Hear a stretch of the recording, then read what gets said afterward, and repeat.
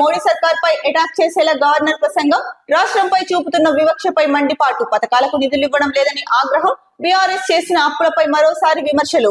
రేపు governor speech తో budget సమావేశాలు ప్రారంభం. ముఖ్యంగా రేపటి నుంచి అయితే కనుక అసెంబ్లీ సమావేశాలు ప్రారంభమవుతున్నాయి. ఈ నేపథ్యంలో కేంద్రమే టార్గెట్ గా మోడీ సర్కార్ పై అటాక్ చేసేలా గవర్నర్ ప్రసంగం అయితే ఉండబోతోంది అన్నది ఇక్కడ వార్తాగతంగా ఇచ్చారు.